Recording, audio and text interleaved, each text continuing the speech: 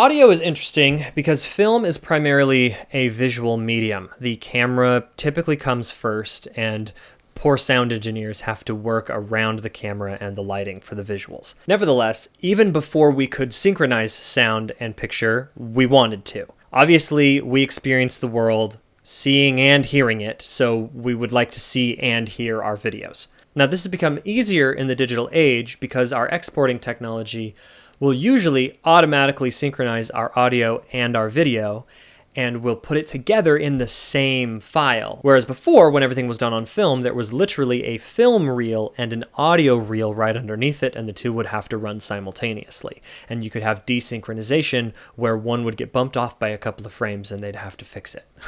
So let's talk about a few of the main methods of recording sound, and then a few of the main things to know as an editor when dealing with sound. There are a few main types of microphones. This is a shotgun microphone. In film settings, it's actually usually above the performer, out of frame above their head. I decided to put it here because I think it sounds better and I think it looks cool. A lavalier microphone or a lapel microphone is a much smaller microphone that will be hidden away in the actor's clothing somewhere. It will be physically attached to them. Usually they have a transmitter that wirelessly transmits to a receiver, and that receiver is then plugged into the sound engineer's sound mixer. There are also condenser microphones, which are meant to be right in front of the person's face. Usually they're in studios for voice actors or musicians. Now, all of these different kinds of microphones cannot record on their own. Unlike a camera, which is both sensitive to the photo and then saves the photo, most microphones do not do both. Microphones are audio sensitive and simply pick up the sounds, and usually they then are wired to some sort of sound mixer. Now, mine is a tiny, simple one. This is a Zoom H5 and it has the capability of taking 2 auxiliary microphone inputs. But typically on a bigger set or commercial, there are sound engineers with boards that can take dozens of microphones simultaneously, and they can save multiple tracks to the same file, which is sick. So there have been many times that I've been editing for a commercial or a short film, and I will have individual audio files that within them will hold maybe as many as a dozen different audio tracks, each capturing the audio from a different microphone. Every actor usually has their own lavalier attached to them with its own audio track. There's usually at least one boom microphone picking up the subject of the camera's view. And sometimes even more than that if the audio engineer needs specific things. So yes, even in the digital age, audio is being recorded separate from the camera. We do not have one device that is recording both the camera and the sound and immediately synchronizing it up. Instead, you as an editor are going to get a big old folder with all of the camera stuff in it, and you're going to get another big folder with all of the audio stuff in it. They'll be completely separate. And this is why a script supervisor is so important, because a script supervisor will take note of which camera clips and which audio clips should go together. So one of your first jobs as an editor is to sort through which audio goes with which video, and then to synchronize them together as if they are one file, because they are supposed to be. They are intended to go together. So don't worry, we're going to get to the specifics of how to organize files, how to understand all of that data when it comes in, and how to synchronize video and audio. But no, that's what's happening on set. There are some systems in place, which I'll explain in a moment, to make sure that the sound and the camera are both recording at the same time, and to help the editor synchronize the two. But they are being recorded separately.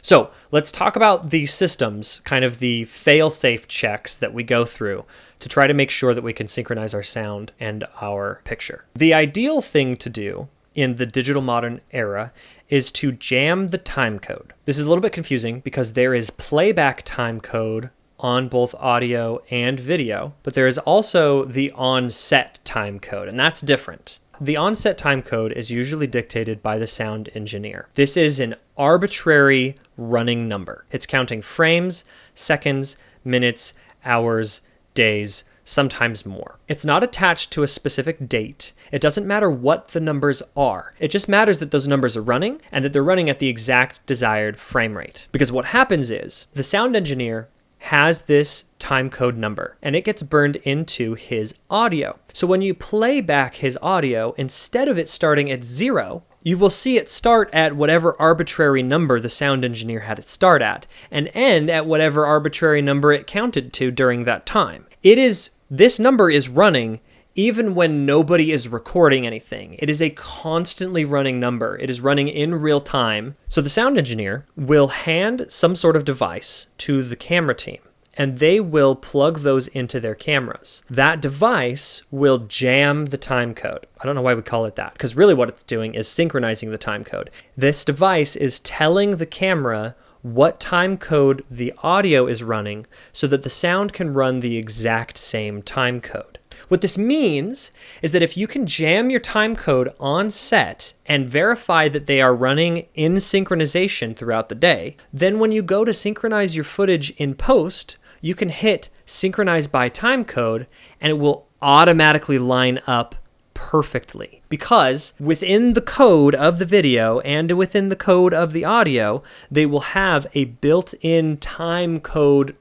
number. Now they both have this arbitrary running number, but they're both running the same exact number. It's kind of complicated, but it's also very cool, and it makes your life as an editor really easy. Now, on sets where they don't have this level of equipment, where they don't have this budget, there are other simpler ways to synchronize sound and video. The second fallback that I always go to is Scratch Audio. Most cinema cameras nowadays can record audio. We don't use the audio because it sucks, because it's a small, crappy microphone on board the camera far away from the actors. So we don't use it. It sounds echoey, it sounds bad. But if the camera records the Scratch Audio, then the editing software can match those waveforms to the nice audio waveforms, and it will usually automatically find a match and line up the synchronization for you automatically once again, which again, sick. So it's crappy audio, it doesn't sound good to us, but it has enough of the same language because it's picking up the actors just the same way that the rest of the microphones are, that the computer can understand it and line them up. So I always ask my camera team to make sure to record Scratch Audio, because if I can't get my time code to jam, Scratch Audio is the next best way to do automatic synchronization. The next thing to do when trying to synchronize is to synchronize by the clapperboard or by the slate. It's the tried and true. We've always done it that way. We'll probably always do it that way. It's just the best way to do it. This is why we have the slate. The camera assistant holds it up in the camera's view, and it includes information about the scene number, the take number, and the production. This is the only time the slate will have this information. So when the camera starts recording, this is the only clip that will start with that information. So in your editing software, when you're looking at your thumbnails, you will see the slate number as 1 alpha take 1, and that's the only 1 alpha take 1. So you already know just by looking at it that it's 1 alpha take 1.